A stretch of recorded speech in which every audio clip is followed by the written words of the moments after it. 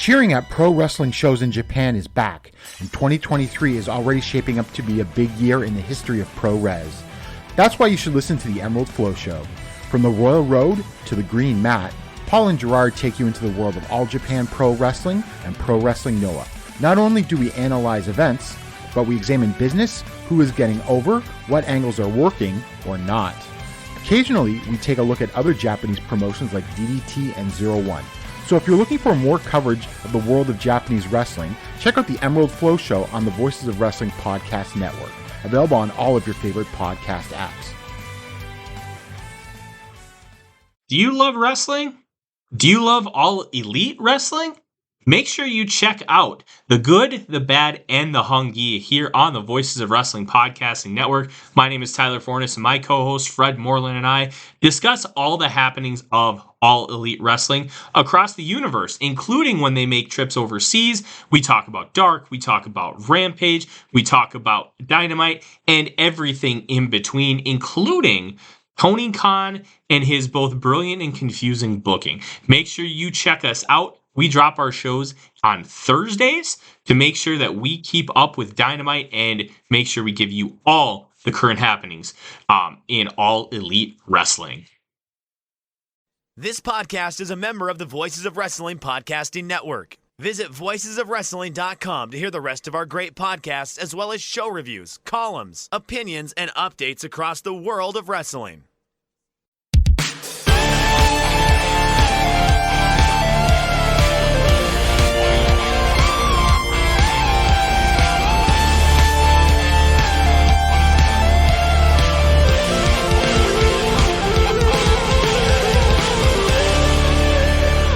Welcome back to another episode of The Good, the Bad, and the Hungee here on the Voices of Wrestling Podcasting Network. We are Fredless today, as I am your host, Tyler Fornes, but we have another special guest here today. After Jeremy Sexton was on last week, we have the connoisseur of the book review, and he is the co-host of Los Lucha Jobbers on the Voices of Wrestling Podcasting Network, and his name is Abraham Delgado. Abraham, how are you today? I'm doing perfect. I just watched Dynamite, and I'm just gonna say I'm a little bit more excited about some matches at the pay-per-view. Not that much, but yeah. Let's touch on Dynamite, because I thought the show was interesting, and then we're gonna get into an in-depth preview on the show. I thought this was probably the best go-home show we've had in Dynamite as far as an in-ring perspective. Normally, Tony doesn't like to do a lot of in-ring stuff beforehand because it's like, well, I don't want to give away stuff, and I don't feel like it's necessarily worth it. I want to build up the show and not have a bunch of wrestling. But we had Orange Cassidy against Kyle Fletcher, which was good. We had Roderick Strong versus Daniel Garcia, which was relatively decent. And Taya Valkyrie versus Lady Frost set up the match with Jade Cargill, and that was pretty decent as well. I feel like this is one of the stronger in-ring lineups for a go-home show that Dynamite's had. Yeah, and I love the main event, and I think it like pumped me up, especially Mox's promo after the main event. It really gave me even more of a reason to care about the anarchy in the arena, and I just love Moxley. How can I say? But yeah, in ring, you're right. I love the main event. I love the Orange Cassidy versus Kyle Fletcher, and yeah, best in-ring go home Dynamite. So what did you think of how they introduced Sabu? Because it for those of you who have listened to Joe Lanza on the Flagship podcast talk about anytime the lights go out, oh, it's Sabu, but they didn't even put the lights out for him here. Kind of felt like an oddity. Like, what was your opinion on how they introduced him into AEW canon? I was disappointed because I was expecting the lights out. Even when Adam Cole started with the homicidal, suicidal, I thought that the lights were gonna go out and then turn on, and he was gonna be in the ring. But no, we got like a whole entrance, which is cool. I appreciate Sabu in AEW, but I just want the lights out. That's all I wanted. So I hopefully we get it on Sunday. Hopefully. Yeah. I'll be honest. That would be really cool, and I'm guessing that Tony's going to hear the disappointment with people. Like, especially with Tony Khan being an ECW guy, having gone to ECW at the ECW arena as a kid, not doing the lights out thing, I felt really, really odd. But like you said, maybe they do it at the pay-per-view and they kind of save it, which I don't understand why that would be your thought process. Like, the debut is what's going to get the most reaction. That's what's going to build it up, because it's Sabu. He's in his 50s. How is, like, if he does the chair moonsault, well, like, I will pop like crazy. I don't know if he can do that anymore, but that would be fun as hell. I was going to ask, can he still do that? Can he still move? Is he still active? I think he's still active. I have no idea how well his movement skills are. I really don't. It's Sabu. Yeah, let's be honest. Super glue was literally created for how Sabu used it, but that doesn't mean with the advancements in medical technology, you just go into the back and crazy glue yourself shut. Like, you can go to a doctor. Like, they're taking care of it. It's okay. And like, just how all the respect to him, but he destroyed his body in the ring. Oh yeah. Kind of intentionally in order to be this enigma that he is. And I'm going to be fascinated to see what he can do. I mean, he still throws a mean chair, and that was tremendous. Yeah, hopefully. I don't know why, but the idea of seeing Sabu again after all these years made me happy. Even if I was disappointed with the introduction of him into AEW, I'm still excited for Sunday. I have to admit, the only reason why I'm excited about the Jericho Cole match is because of Sabu.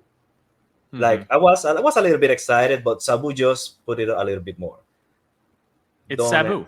Yeah, it's because it's Sabu. There's no other answer. And that's the only. I mean, if I was, I don't know, if I cared, I don't know, out of 10, like 5, Sabu just got it up to 7 or 8. Just because I just want to see what he does. Maybe he would jump, maybe he would throw the chair, break a table. Who knows?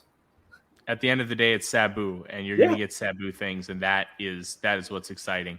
I thought kind of the rest of Dynamite, because we're not gonna spend a ton of time on it. I thought what was really interesting is you got a promo from Hangman. You got a promo from the Blackpool Combat Club. You got a second one from Moxley. You had an appearance by the Young Bucks, but no Kenny Omega. No Kenny Omega anywhere on the show, building up to what is the hottest match on the pay-per-view. And I found that very interesting. Do you have any opinions on that, Abraham? Because one of the benefits of us doing the show, we haven't talked about this show yet, because that makes for better audio. But I found that point very interesting. Maybe he had something else. Maybe he's still not in Vegas. I mean, that's what I thought, that he was not in Vegas. Maybe he had something else to do. Maybe he will be on Rampage. Maybe he'll do a promo on Rampage. We still have one more show to go. But yeah, it was strange, and you felt, the lack of his presence. And Don Callis too. But I don't think they're going to have only Don Callis without Kenny Omega. So we'll see. I'm thinking he's coming back on. Rampage is live, right? No, I don't think so. You know what? It could be. I know it's not. They're not going to be doing live Rampages once Collision starts. Exactly. Let me check here. Because maybe they're preparing something, another go home angle for Rampage with Kenny Omega. Even though they have a really road to show on Rampage this Friday. I think it's like at 12 a.m. too. Okay, so Rampage was already taped last night. So we won't go through spoilers, but we will talk about one match that I believe was made on Rampage last night. So I guess we will talk Rampage spoilers. Let's kind of transition into I think we have to talk about CM Punk at least for a minute. And I know Fred and I are absolutely sick of talking about that catastrophe maniac Punk. But at the end of the day, it sounds like he is coming back. The tickets for the first Collision in Chicago at the United Center are on sale, and It wasn't an instant sellout like it was with his debut. I mean, you can't expect the exact same return on investment when you're doing it for a second time, but ticket sales are going really well. And Punk is officially coming back. Where do you stand on Punk coming back? How do you feel about it? I'm just tired of all this Punk talk, so that has taken a little bit of the excitement out of me. Like, I can't wait for his return. I think when he comes back and if he gets off social media, it will probably be great. He will probably have great programs. He will be a great addition to AEW this year. But I just want him to come back and to just start wrestling or doing something, because I'm tired of all the won't he, will he, what did he do this week? Did he wake up in the right side of the bed? Did the wind blow the right way this morning? So I'm just tired of all this CM Punk drama. Like sometimes I understand why he acts the way he acts, because I used to be like him. I used to explode at nothing, and I used to have this kind of like honor system, like oh, you disrespected me, so you're out of my life for, I don't know, for a couple of months. But yeah, he's like 40 something. He shouldn't be like me at 16. I think he can be better. Yeah, I think that's a really good way to put it. He acts like a petulant teenager, and like it's really off-putting, but it's no doubt that the guy is over. I mean, just like a lot of petulant teenagers in the history of the world. I mean, just look at all the child stars from the 70s, 80s, and 90s, and all the pop stars that have come around. Like, sometimes it doesn't matter how you act; it's all about what you are. And what he is a really good professional wrestler. So I'm intrigued to see how long he lasts, not just from a breakdown standpoint, but I'm really intrigued, Abraham, to see if he ends up getting hurt again, because he's coming off a second major injury. He got injured twice in 3 months. First, it was a broken foot/ankle. I can't remember which one, but he had surgery to repair it. And then he tore his tricep, which he had surgery to repair that as well. So that is going to be a fascinating thing to look at as we continue to move forward with CM Punk back in AEW. Yeah, when he comes back, it has to be a dream match moment. Like, do all of the dream matches that you can do. If you want to do Okada Punk, do Okada Punk. But Tanahashi Punk, do it. It's just you have to do it now before he gets hurt, or if there's another explosion by December. But you just have to do it because his body's not the same as before. So Tony should write down all of the possible dream matches and see what he can do about it, and just throw them out there. Especially since they have a huge summer. This summer is really exciting. There are a lot of huge shows. So he has to do that. He has to create great matches. And also, I would like to see the MJF Punk feud end. So it's dream match time. What can I say? Yeah, I think that's a really good point. I hope that they do Punk MJF right away. And I think the idea was to have Punk as the champion for a while, and then eventually lose the belt to MJF after a really long feud. Obviously, that things have changed. Now you have MJF. Like, we don't know what his actual contract status is, if this is just 100% ploy or if it's real. He's potentially going to WWE in 2024. And I think if he is signed long-term, which my guess is he is, I don't see a world where they don't make a deal.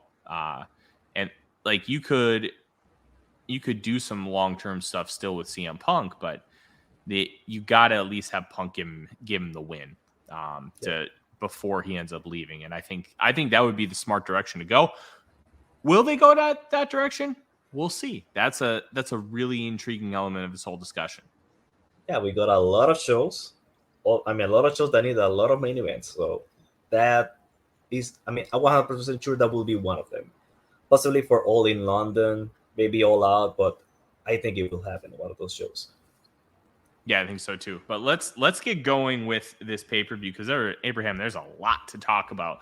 We're we're going to do this game that Fred started a couple pay-per-view cycles ago called the Heat Check.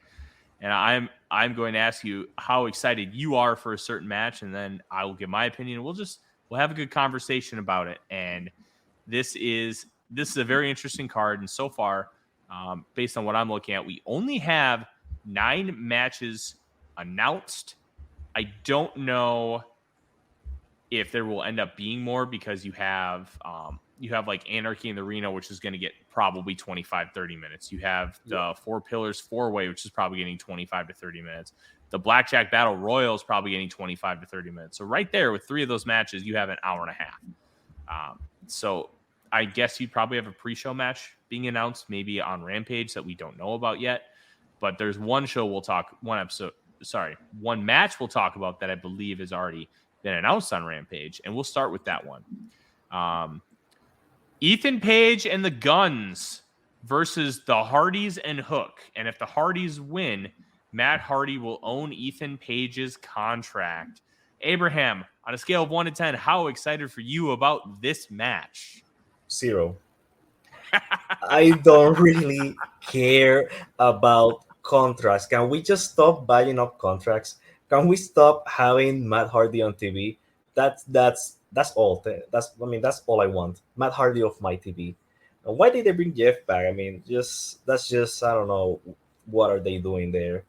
Why are they giving them the spotlight again?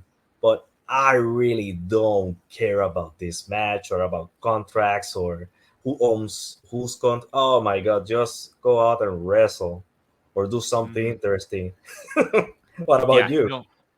I'd say a 2.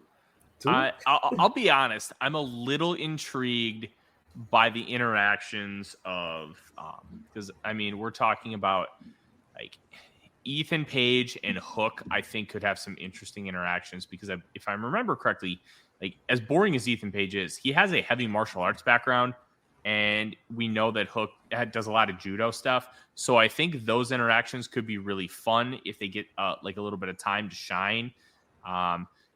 People are going to pop for the Hardys. They always do. And I think that affinity for the Hardys it's really run thin with me and a lot of other people. And it sounds like you are included in that group. I want to see how Ethan Page and Hook interact, because I think they've already had matches. And if they have, I completely forgot them. But I think that could end up being fun, just because if they just get a couple minutes, they don't have to put together something super cohesive. Those specific interactions could be really good. Otherwise, like, I'm a little disappointed we're not getting Big Bill and Lee Moriarty in this spot, and we're getting the Guns, because Big Bill rules and should be used more on television. And hopefully with this new show, we're going to get a Big Bill push. Give me Big Bill versus Lance Archer and just big men doing big boy stuff like that. That sounds like a hell of a good time. I'm at a 2. This screams. Tony Khan actually confirmed it on the media call. Will be on the pre-show. Okay. So I think that could be really interesting, but I still don't care.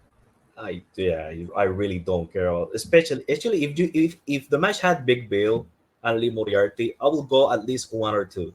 It's not even them; it's the Guns. So no. Yeah. I'm sorry, Hook. I'm sorry, Hook. I love you, but. Definitely no. All right. So I think what's really cool about this entire card, outside of Anarchy in the Arena and Adam Cole and Chris Jericho, it's all title matches. So let's start with the title matches, and let's start with Jade Cargill versus Taya Valkyrie for the TBS Championship. I think this build has been better than anybody ever thought it could be, and I'm intrigued to hear how excited you are for this match, Abraham. At 3. Okay. I'm at 3 because, like you said, the build has been better than I thought, and I'm interested to see what happens after the match too. Maybe we get a return at the end of the match, but as the match per se, now that they have wrestled before, so it will probably be a better match than when they wrestle on Dynamite or Rampage. I forgot the 2 shows. So, yeah, I'm a little bit excited, but I think it will be just a fine, short match in the middle of the show. Yeah, I'm going to be honest. I'm at like a 6. I don't think very highly of Taya Valkyrie at all in the ring, but I have to give credit where credit is due. This initial run in AEW has been very good, and not very good in the sense of, oh, she's just this tremendous in-ring worker. It's not like Vikingo coming in and just having a bunch of really good matches. It's everything's been cohesive. Everything's been good to pretty good. And this feud actually has a little bit of juice. And you feel like this could actually be the moment where Jade loses her title, because Jade's been kind of treading water for the most part ever since Chris Statlander got hurt, because you felt like that was going to be it. But she's probably ready to come back from her torn ACL any day now. Wouldn't be shocked if she's like a post Double or Nothing like return. I don't think they're going to get her return as cool as her popping up in that claw machine. Oh, yeah, that was the best return. Oh, that was tremendous. Yeah, awesome. And it gave me like, have you ever seen the movie Toy Story? Yeah, of course. Where they got the alien in the claw machine. It gave me those kind of vibes because, she's obviously painted like an alien. Yeah. But I'm very intrigued by this because even their first match was pretty good. I ranted on the show. I thought they made Taya look like an absolute geek. I mean, the woman I think she's 39 or 40. Yeah. And they made her look like just an absolute noob in wrestling. Oh, she goes and tries to use Jade's move, and the ref's like, nope, you can't do it. And she's like, oh, man. And she's almost like pouting before getting rolled up. Like, I thought that was just a bunch of crap. But I really think this could be decent. I don't think this will be good.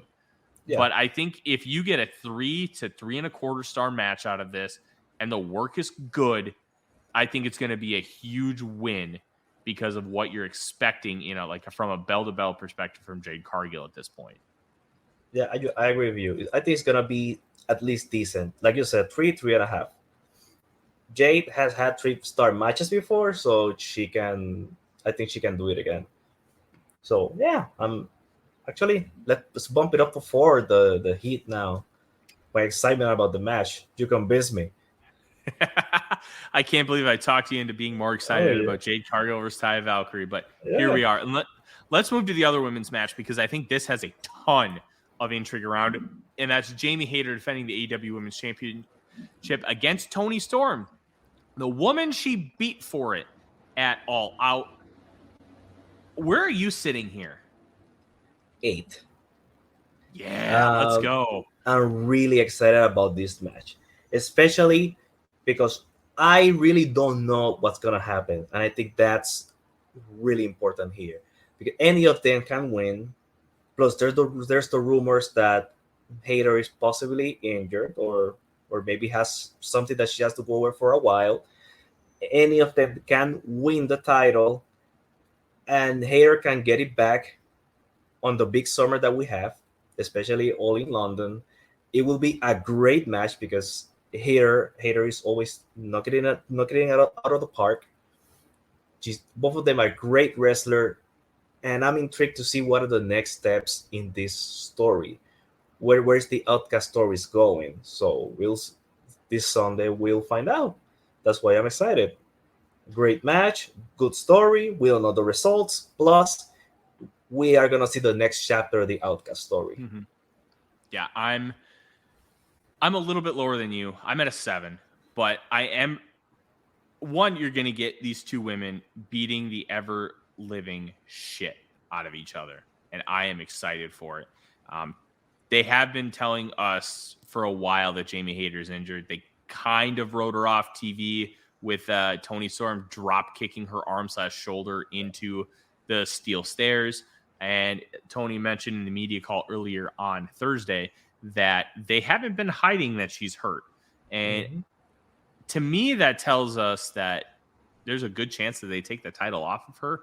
And I wonder if this could be an instance where you get a little bit more of a squash than an actual good match. And this is a story title change rather than a great match title change because of that injury angle. Plus you have the Outcasts. They're just shitbags. And that's kind of how they're utilizing their heel tactics. They literally just hate everybody, and they're going to literally do anything they want, and they're going to be rebels, and they're going to cheat and do dastardly things. And I could totally see a situation where they do exactly that in quick fashion. And then Jamie Hayter ends up going off to rehab/have surgery and heal up and hopefully be back for All In, because that would be tremendous for her to be able to perform at that show. But I think how, as you kind of mentioned, how they elevate the story and utilize this in this Outcast feud, I think is going to be really telling how they kind of portray it here. There's a lot of interesting things they can do. How will they accomplish it? I think is going to be the really big question. I think there's also a chance that Hayters is injured, but she's fine and she just retains, and they advance the Britt Baker story with that. Like, I think I'm not sold on anything right now. Yeah. And I think that level of intrigue with how in-depth the story is kind of becoming is why my interest level is so high. Oh, yeah. And if it's a squash, I hope it's a glorious squash. One of those squashes that you don't forget. So that's the other option that you mentioned that now that just sold me on it. I would like to see a squash too if the match cannot happen. Like a great match cannot happen because she's injured. The squash is the way to go. A quick beatdown that just knocks her out for a couple of months until August. Oh, that would be tremendous. I would absolutely love for that to happen. We'll see. Just knows green spray paint. I'm already sick of the green spray paint jargon bull crap, but it is what it is. Let's move on to the first of two matches that don't involve a title. And we already mentioned a little bit earlier, Adam Cole versus Chris Jericho unsanctioned match with Sabu as the special guest enforcer. Where are you at here, Abraham? 6, thanks to Sabu. Only Sabu, 6? I will say 7 with Sabu. It was a 6 before. Now it's a 7. Because I don't know. Like, I understand the story, but I don't know why it's not catching me. I'm not the biggest Adam Cole fan. Maybe that's part of it. Well, he's one of those wrestlers that I'm not a big fan of, but I understand why people love him, and I like watching him in the ring. But there's something, I don't know why. I think he's going to win. I think the story will probably end here. Do you think so? Or do you think they will stretch this out for a couple of more months? That's what I'm intrigued by. I think it really depends on what your plans with Adam Cole are. Because it wouldn't shock me if Adam Cole wins the title within 6 months. It also wouldn't shock me if Adam Cole doesn't win the title for like 4 years. Like, he's so over. You don't necessarily have to have him win the title, but he also could be the kind of wrestler that the fans want to hold the title to be able to kind of elevate it, at least initially, and maybe pop a couple houses. They already trusted him with a main event of a pay-per-view and like one of those big dynamites. So that's interesting to me. I'm at an 8 with this.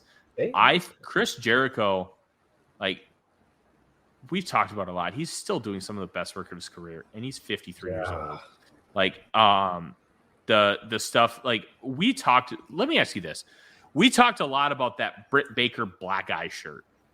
Yeah. What did you think of the Britt Baker shirt? I think it was just I didn't like the shirt. Because if you're not a wrestling fan, it is kind of weird to be if you see that shirt on the street. Because if that shirt doesn't scream, I'm a wrestler or I'm a MMA fighter, it just screams, I'm a woman with a black eye. Maybe people will think it's like a scene from a movie. It's just maybe that they won't go to the domestic violence, but then maybe they will go, why is he wearing a shirt? I think it's just like a bad design and a bad shirt that I have no idea why. Like, I understand the shirt that had her bleeding, like all like from the Dolor Rosa match. Remember that shirt? Yeah. I thought that shirt was awesome. Yeah, that shirt was awesome, and she actually had her wrestling gear on. You could see part of the ring, so it has context. The other one doesn't have any context, and this is just weird if you see it in the wild. So now let me ask you this: how did you feel? Not as the shirt as a whole, as far as like merchandise. How did you feel about Chris Jericho wearing the shirt? I think he was just being an asshole. He was just being, a heelish asshole, and he's just trying to provoke Adam Cole. And I think that's all. Like that's how I see it. Just a bad guy doing bad guy stuff. Yeah, and I think if you look at it from that context, I think it fits perfectly into the story. Yeah. Adam Cole obviously sees him come out with it, and then right after the match, sprints and goes kicks his ass, and then Jericho gets the lawyers involved, and so does Roderick Strong. Like I think that Jericho is just doing some tremendous work right now, and I didn't like the shirt in general because I thought, like you said, it lacked that context. It like if you saw somebody wearing that shirt of a woman with a black eye, on like your mind may not jump to it, as you kind of mentioned, but my mind kind of jumps to domestic violence. And whether that's fair or foul, because I know Britt Baker mentioned, like, if I wasn't a woman, there would be no issues with it. Well, yeah I agree, but as far as like a stats will show you, women are the ones who get victimized in domestic violence a lot more than men do, and that's like it's a huge problem in this country and worldwide. Like exactly. That's why, and that's why the first shirt with her bloody just smiling in wrestling gear, I still wouldn't wear that shirt, but that's why that shirt was cool, and that's why, because you have that context built in, it's okay. She even has her gear. You can see the gear because it's a wrestling match. So you will go. Maybe you won't wear, like, I won't wear that shirt, but if I see it and I don't know about it, I will go, "Hey, who's that woman? Why is she a wrestler?" But if you see the other one, that won't come to mind. Exactly. But I will say that it fit the motif of Chris Jericho's character perfectly to be just a shitbag and wear that shirt. And how they've continued to build the segment that they had last night, I thought was awesome. Yeah. Adam Cole just a super fiery babyface, and Jericho just being a snarmy, like bitchy heel. Like, just this whole thing has been really good. I'm not the biggest Adam Cole fan in the world. Yeah. I think he's a solid wrestler that can give you 4.25, 4.5 star matches when paired with the right people. And he can give you a good 4-star match. Like, if you put him with a G1, he'll give you a great match against Ishii. He'll give you a great match against Okada. But if he's going up against, I don't know, Sonata, that's 3.25, 3.5. Like, he's not going to be able to take things to the next level with guys who can't already get there, like, by themselves. And I think that's kind of where I have him pegged. And I think this is tremendous. I'm excited to see the outside of ring shenanigans with Roderick Strong, with Sabu, the Jericho Appreciation Society. And I think this could be really, really good. And continuing with Chris Jericho in traditional one-on-one matches is great for his career, because he has more creative freedom, which is where his brain really comes into play. I think this could be really, really good. Yeah, the guy still has it. It's incredible. I wish I could, like, if I had a career like his, I would be so happy in anything I do with my life. Like, he's just fighting on all cylinders at 50 something. He's still doing great work, and it's incredible. Yeah, 100%. This is going to be a lot of fun, and if this feud continues, I'm all for it, because this has just been some really good stuff. Let's move on. We're gonna save the other non-title match for later on, because that's arguably the biggest match on the show. Yeah. Let's move to the Blackjack Battle Royal, and I found this very interesting. And what I really found interesting about this, Abraham, on the marquee for this match, the poster, they have 21 faces on it.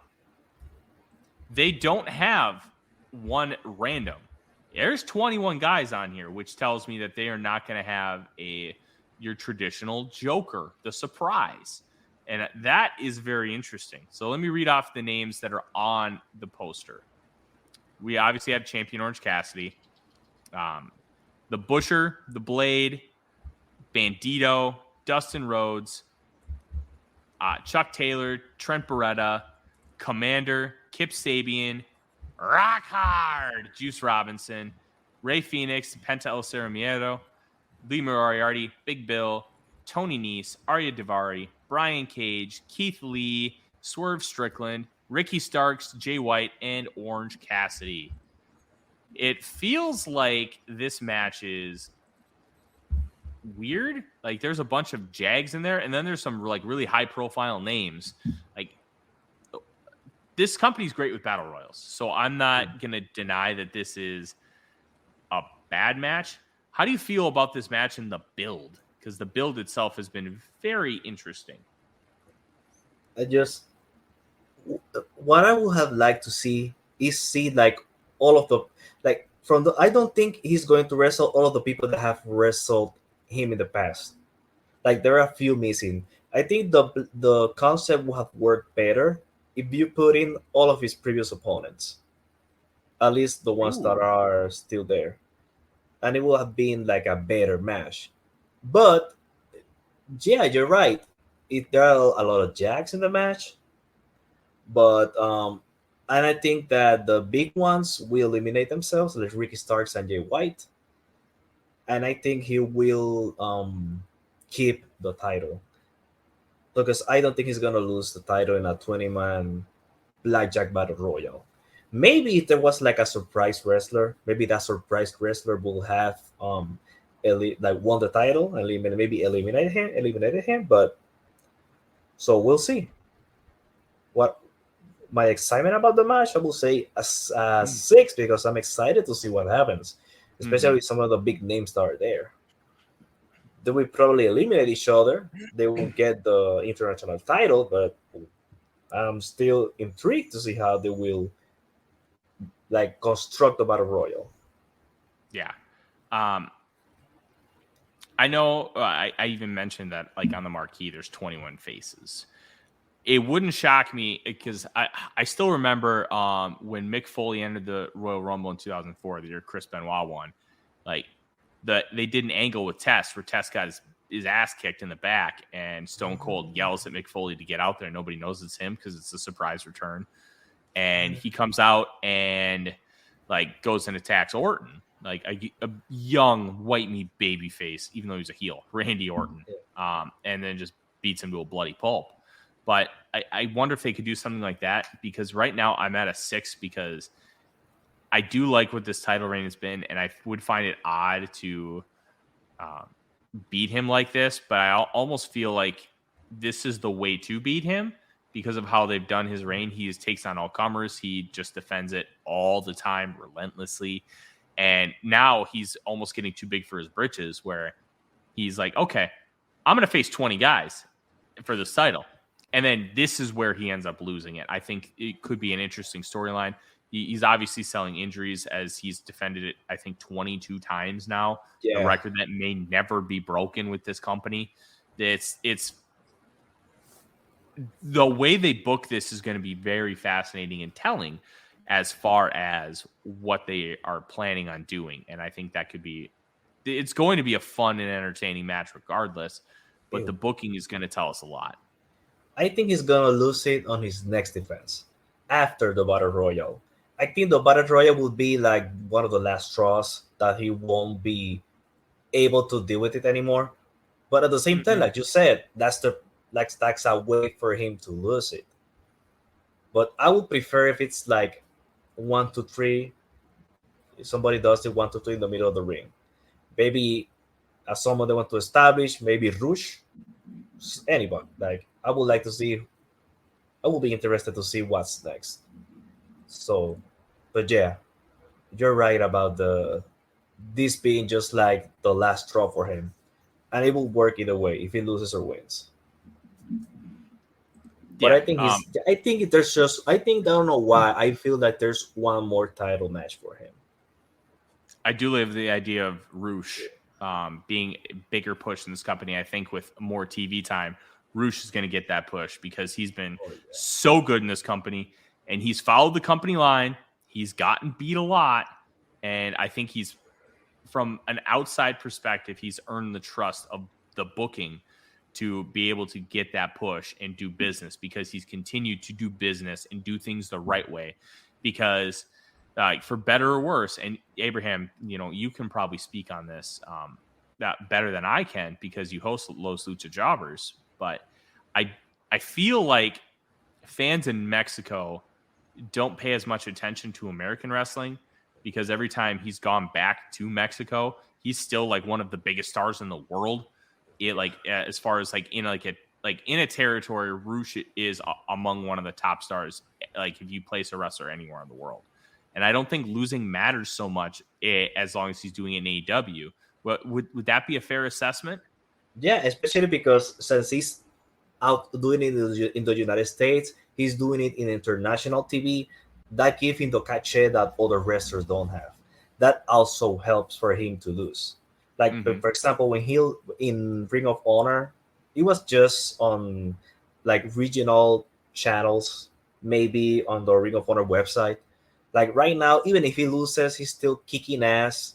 He's still looking good, and he's doing it on international TV.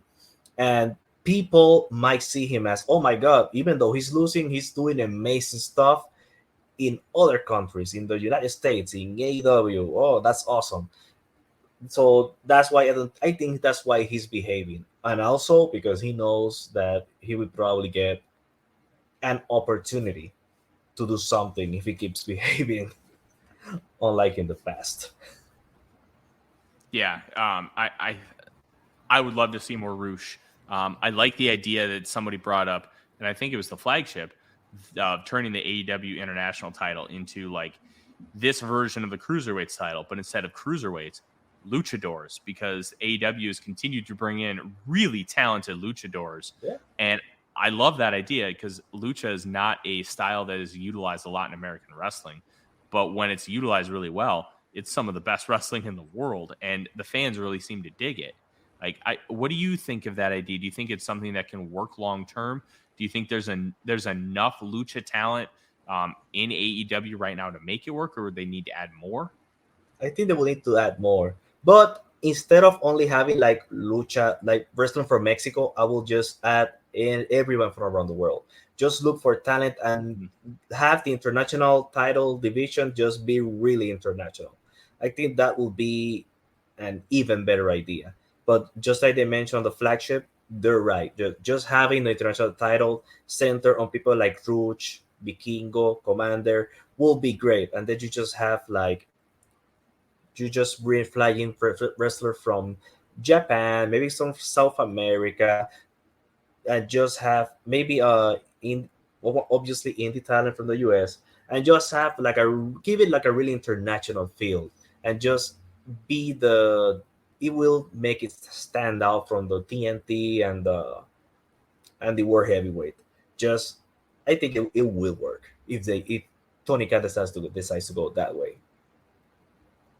Yeah, I do like that idea, but there's something about kind of having that kind of hyper focus on the title, and I think what could be really cool is almost like whoever holds the title, that kind of dictates the style of the match. Like you don't have to outwardly say it, but if a luchador is holding it, it's a lucha match. If like somebody like a Japanese wrestler is holding it, it's more strong style or King's Road. If somebody from the South is holding it, and you do kind of like Memphis Heat. Like I think that could be a really fun direction to kind of carry the title, but we'll see. I'm very excited to see how this title is going to be booked post Orange Cassidy, because he's held it for so long, which honestly, it's like a good TV champion. You just keep defending it and have good TV matches. And he's been a stalwart at that, and he deserves praise. The man also deserves like a couple months off because he's been working his butt off in the ring. Let's move on, because we have some other really intriguing matches to talk about. Wardlow will be defending the TNT title in a ladder match against Christian Cage. How excited are you for this, Abraham? I'm a 7 again. Okay. I'm a 7 because actually an 8, because I just cannot bet against Christian. He has been amazing in AEW. And even when he goes away and I forget about him, then he comes back. and does that father's promo. Oh my god, that was just mind blowing. I was just dying at the father's promo in Detroit, and I cannot bet against Christian on a ladder match. I just cannot bet. I can bet against, like, it's impossible to go to bet against Christian. Warlow will win, obviously. His next opponent will probably be Luchasaurus, but I'm really intrigued to see what they come up with here in a one-on-one ladder match. Mm-hmm. I'll be honest. I think Christian wins this, and I hate it.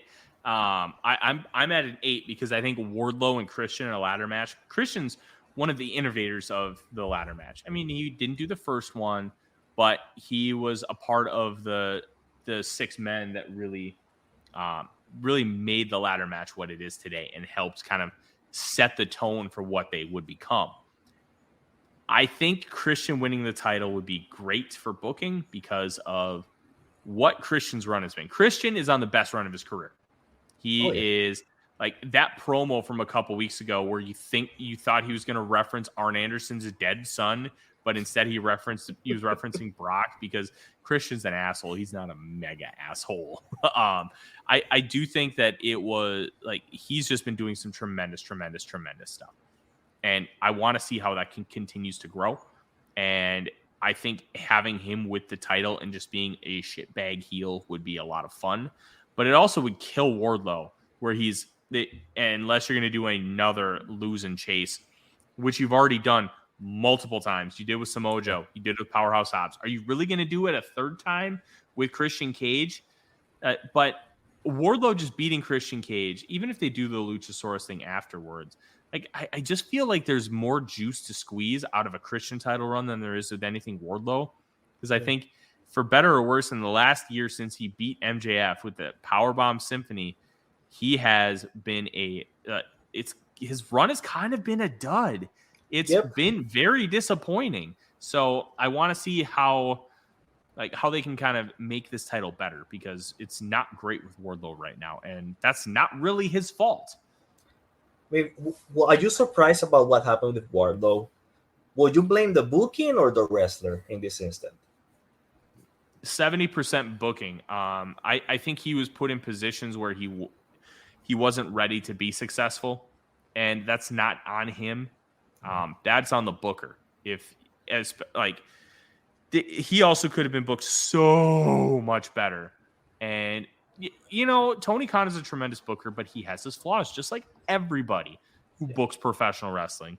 I think when you kind of have that, it's a really tough ask, and sometimes not everything's going to hit. And the stuff with Wardlow, outside of the MJF thing, none of it's hit, and I think that's the problem.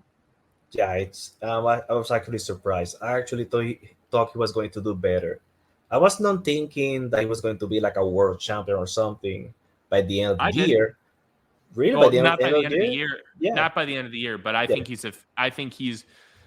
is the pillar that they wanted to build around without calling him one of the pillars, because he was a long-term project. Yeah, but he has been diminishing returns. He just failed. And I don't think he can actually come back from that. That's why I think he's going to win on Sunday, because I think maybe they're trying to revive him. Maybe this is like they trying to do it right.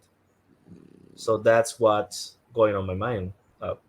So let's hopefully he'll get better. Hopefully he gets better opportunities, but we'll see. Yeah. I'm very intrigued to see how they end up finishing this match, because it would not shock me if we have some Arn Anderson interference and or Luchasaurus shenanigans in order to kind of finish this out, especially with after they beat up Wardlow a couple weeks ago on Dynamite. Arn Anderson, I should have been out there with you. Like I feel like they're alluding to something happening here moving forward, and I think that's going to be the big intrigue for me. Mm-hmm. Yeah. Next up, we have 3 matches left to go on the card. Let's talk about one of the more interesting matches.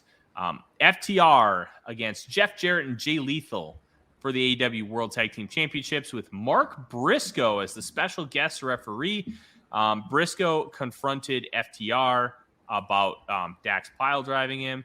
He slaps the hell out of Dax, and they try to calm him down. He slaps him again, leaves the ring, and pushes Karen Jarrett, punches Jeff Jarrett, knocks Sanjay Dutt off the stage, and looks at Jay Lethal. You're my boy.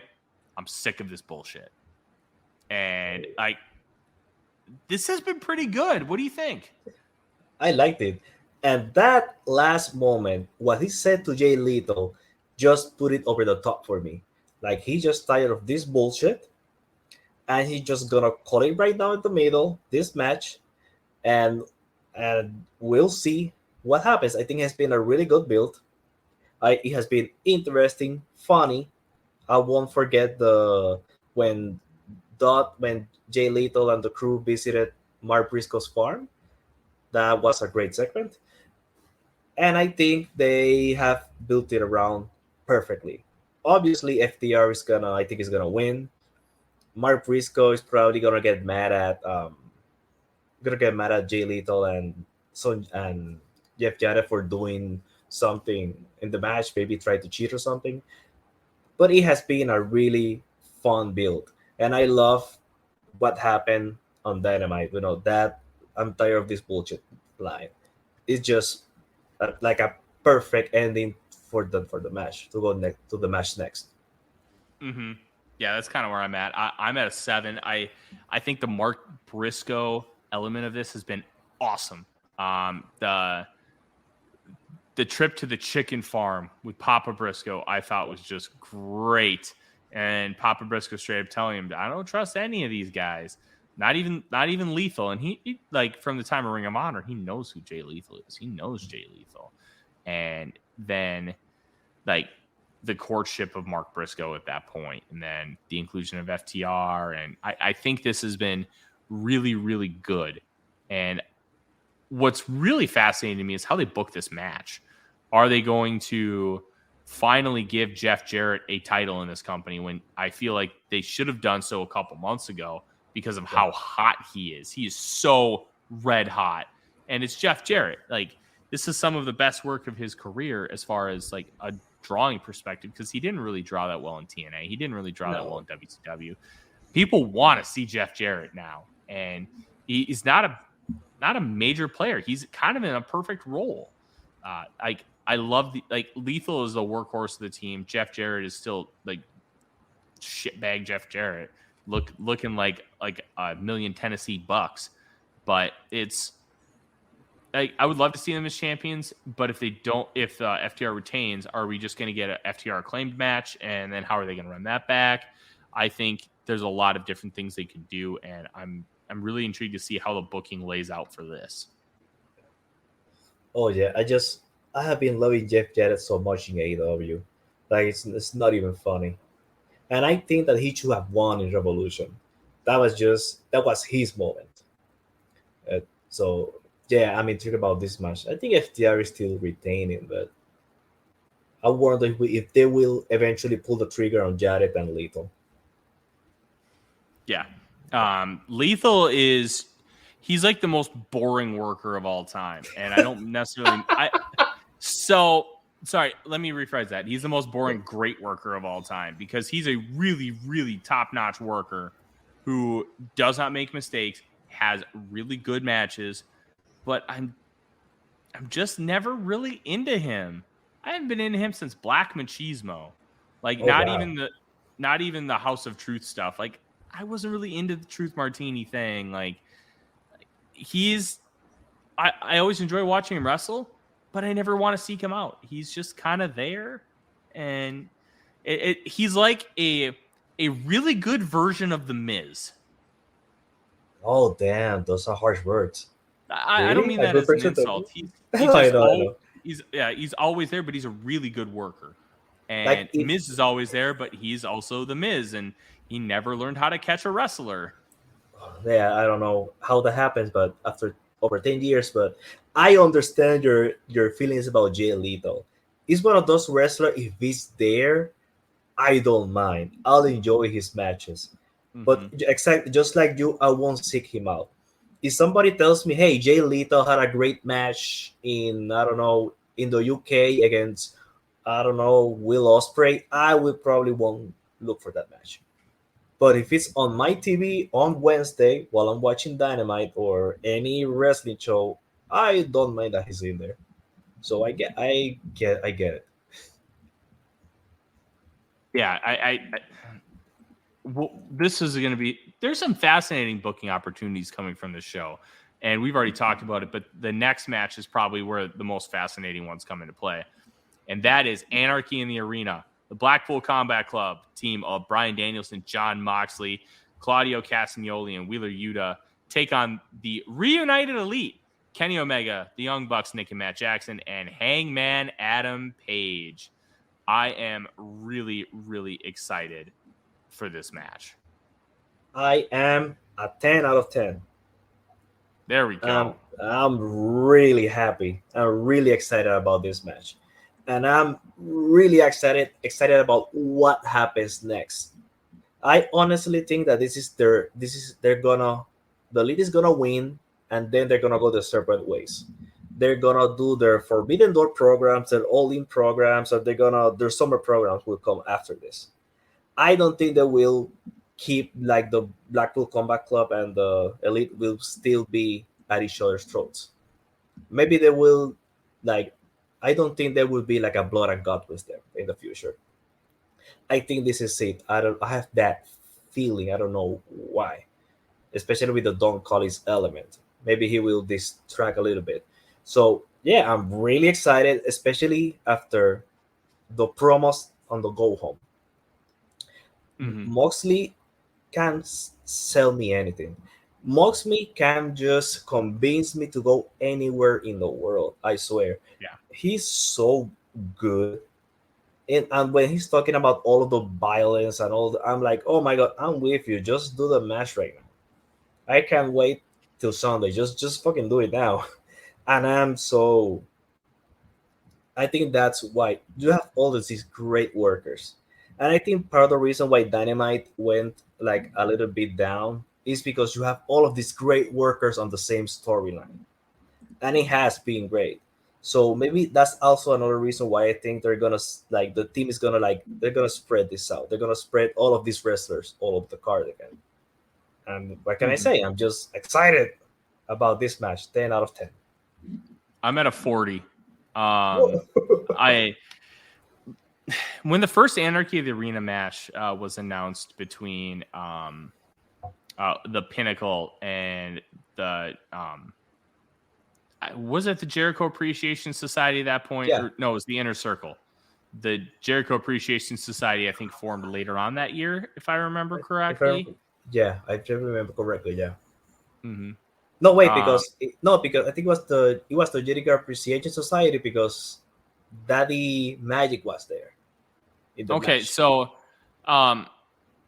who did it was Eddie Kingston famously came down with the gas can. I remember that. I might be remembering completely wrong. But and Danielson almost died in the match. Yeah, he was choked in the match.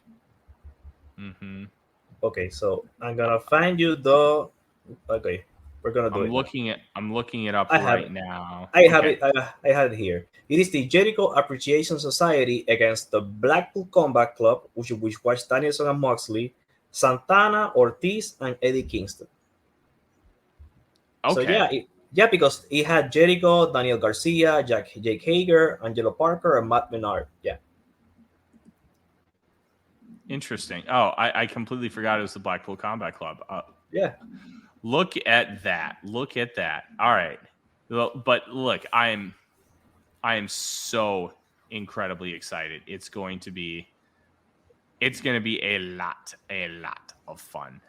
This is going to be tremendous. And the first one, I was like, okay, how are they going to do this? I mean, obviously you have Chris Jericho, you've got Jon Moxley, you've got some tremendous wrestling minds, but at the end of the day, you're talking about it's almost like a cinematic match in real time. And I thought it was so well done. It was my match of the year last year.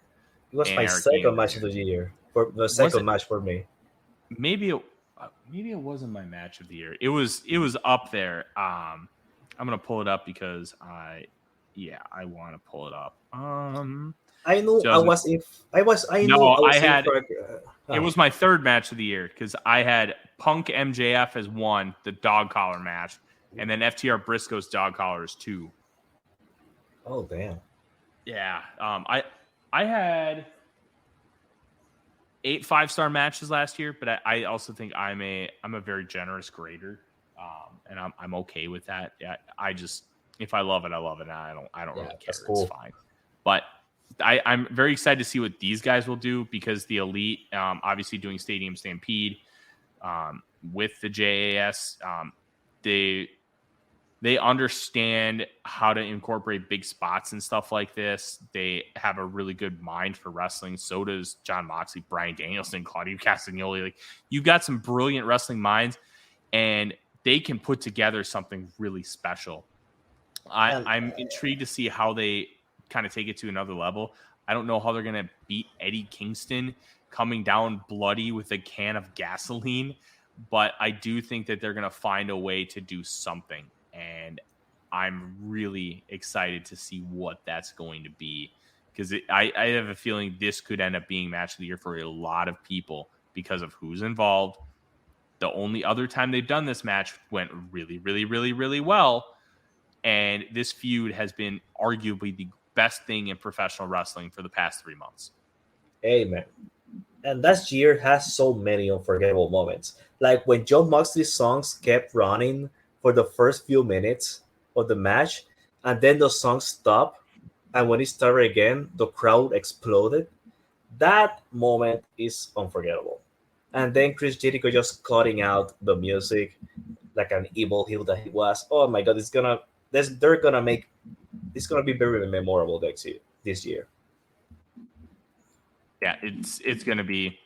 This is going to be a lot of fun, and I'm very, very, very, very, very excited about it. Ratings just came in for last night's AEW Dynamite.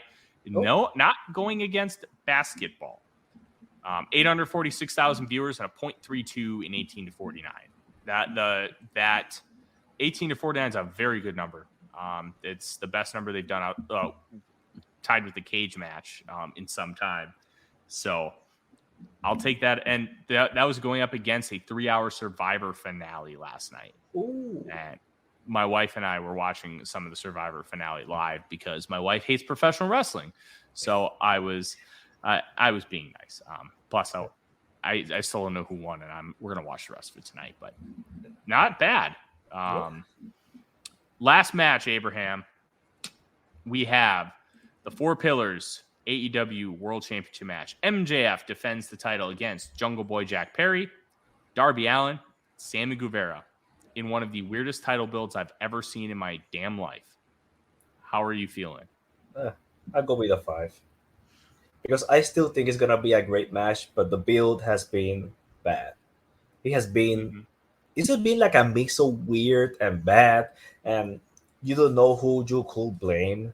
I mean, two of the four have chat the bed, but I still think it would be a great match. I'm intrigued to see how MJF wins because he will win. I think he will pin Jungle Boy, and that would possibly make Jungle Boy Jack Perry go to the dark side, maybe. And I'm just being like a weird build, just really weird. They tried to salvage it this last 3 weeks, but still I cannot forget all of the promos and the insider things and the partners that don't get along. And I was not into that. Yeah, I'm gonna give it a 6 because I do think the match will be great, as you said. The build has mostly been bad, but I want to give Tony Khan some credit, but it's also to a detriment as well. He tried something with this, and he tried to give these guys a chance to kind of take their platform to a new level, take where their characters are at and grow them. And they missed the layup. They did not do a great job. I think what we're getting set up for is a double turn. I think Jungle Boy's going heel and Sammy Guevara's going face, which Guevara going face is going to be fascinating because I think he's just watching AEW All Access. It felt like they were planting the seeds to make him a baby face. I think he's just a natural heel because he has that, it's kind of like Yota Tsuji. Yota Tsuji has that prick face where he just looks like a prick. And it doesn't matter how nice he is. I think Sammy Guevara has a little bit of that. He just has a face you want to punch. And it's not necessarily a fault of his own. And he comes across as a genuine human being.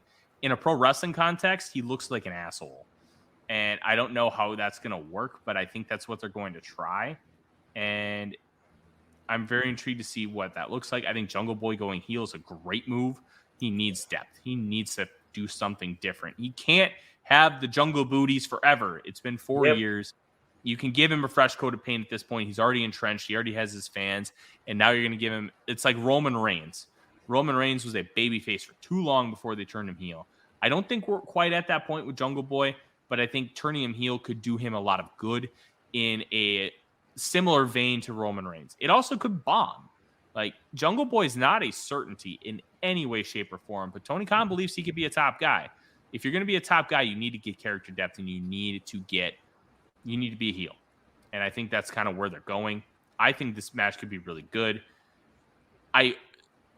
Part of me questions if MJF retains the title. I'm not 100% sold he keeps it, because I think you could do a heel turn and maybe cost MJF the title. Maybe you do a transitional reign. And I'm not saying I'm for this. I'm just kind of thinking out loud here of different possibilities. Maybe you do Jungle Boy turns heel and pin Sammy Guevara and part of that double turn. And MJF loses the belt and he loses his absolute mind. And he wins it back in a few weeks. I think that's something you could do. I don't know. I don't think they will do it. I'm just kind of spitballing. I'm not certain MJF retains the title. Like, it feels like Tony may actually want to go with one of these pillars. And that's going to say a lot about, one, what he thinks of the pillars, and two, what can one of these guys do with the belt going into arguably the biggest 3-month stretch in the history of all elite wrestling. Maybe they'll do the New Japan thing where they give the title to somebody for like a couple of weeks. Yeah, just like you said, and just take it away from him and then give it to that same wrestler like 2 years later. Mm-hmm. Maybe that's the idea here if MJF loses. Now that I think about it, if he wins it like quickly, it is not the worst. It's not a bad idea either. Just to see how much Tony trusts the other three. So that will be the intriguing part too. Yeah, this is going to be a fascinating pay-per-view. And even though the build has been really wonky, it's been outwardly bad at times. Mm-hmm. It's still an AEW pay-per-view. I still think it's going to deliver. They have had multiple pay-per-views, and after fixing that, like, hey, middle of the show, this is just boring stuff where they just didn't have quite enough roster depth, and they were trying to stack the beginning and ends. I think after fixing that, they've had multiple shows that have been like shows of a lifetime. All Out 2021, where you and I were in that suite. Then one of the best shows of all time. Exactly. And then Revolution had, for me, 3 5-star matches on it. That's an insane number that maybe only a Wrestle Kingdom could touch. Like, this could, I don't think it'll end up being on the pantheon of those shows, but it wouldn't shock me if the Inmates of Cage match ranked this after it was all said and done as like an 8.6, because this could end up being a really good show based on kind of everything we talked about today. Yeah. And a lot of intriguing decisions that can be made. And that will establish the big summer that's coming. Mm-hmm. I'm really excited about this summer, I gotta say. Let me ask you this before we head out here today, Abraham, because Forbidden Door, like, they moved Dominion up. Dominion is now June 4th. So it is a week from Sunday. unlike in past years where it's been like the 9th or the 12th, and then that leaves a much shorter time frame to build up to Forbidden Door. And I think that was done out of courtesy to AEW just to move it up and do things that way. Do you think we see any New Japan involvement in Double or Nothing? And meaning, like, do we see, like, Okada and Jon Moxley are obviously positioning themselves probably for a singles match at Forbidden Door. That would be my guess. They obviously had the 6-man tag at Resurgence. There's going to be a tag team match with Shooter and Jon Moxley against Tanahashi and Okada at Dominion. Do we see maybe Okada try to cost Moxley and the Blackpool Combat Club? What's going to happen in Anarchy in the Arena? Do you see any kind of other storylines maybe starting here? I don't see it. I think that if it's gonna happen, it's gonna happen on Wednesday on Dynamite. I think Sunday they're just gonna do all of the AEW stuff and then start building Forbidden Door starting next Wednesday. I have that feeling, especially since on Sunday they have the Best of the Super Juniors final. And I think they will have the heavyweights on that show. So I think Okada will be wrestling on Sunday. What will be Sunday morning to us? So I don't know. I don't think they'll get to Vegas. You're probably right, but I'm very intrigued to see what that could look like if it does end up happening. But that's the best part. You got to watch the show. And if you are streaming outside of the United States, as Abraham knows, the best way to do so is on Fight. And the best way to do so to help us is voicesofwrestling.com/fight to give us a little bit of a kickback and help us out here at the network. Abraham, I greatly appreciate you coming on the show. It's been great to talk with you again. I don't think we've had an opportunity to talk since that all-out bonanza that we had back in 2021. Where can the people find you and your work, and tell us about Los Lucha Jobbers as well? You can find me on Twitter at ADR012, on Instagram, Slim8101, and I am the co-host of the podcast Lucha Jobbers. It is what I call one of the best Spanish language pro wrestling podcasts you will hear. If you want to learn a little bit, if you are learning Spanish, or do you know a Spanish-speaking friend, you can send them our podcast. We don't do them weekly. We try to do like 2 episodes a month, and we talk about the most important news, and we talk about our favorite stuff from that month. We talk about shows or matches from all around the world: the US, Japan, Mexico, the UK, whatever catches our attention or has people talking, we will talk about it. And what makes our podcast different from other Spanish language podcasts is because if you go out to listen to other podcasts in Spanish, they will probably focus only on WWE stuff. And we don't do that. We talk about big WWE news, like the sale or Vince McMahon stuff, the big events, but we will focus more on the wrestling world at large, talking about AEW or New Japan or Dragon Gate, All Japan. See, that's why that's how we are different from the other podcasts. So if you want to give us a chance, it will be great. Absolutely. And I can say, as an expert in Spanish speaking, es muy bueno. That you and Ricardo are 2 brilliant wrestling minds. And if I would highly recommend going to check it out, as you should check out this pay-per-view this upcoming Sunday afternoon. Fred and I are already discussing a possibility of recording a special episode breaking down the pay-per-view. If not, you will hear us back at our normal time next Thursday, where Fred will finally be back from vacation.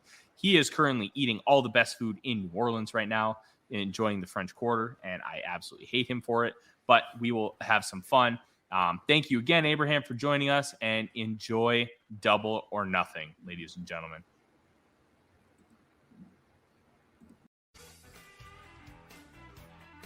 Hello, Voices of Wrestling listener. Dave Ryan here. Have you ever wondered to yourself how many hidden gems are hidden away inside the last years of World Championship Wrestling? Have you ever asked yourself how many tenuous gags can be made about the name Mike Enos? And have you ever thought about what it sounds like for 2 Irishmen to interpret a very chaotic company through its B show? The answers to all this and more are just a click away. Check out Days of Thunder every second Thursday on the Voices of Wrestling podcast network.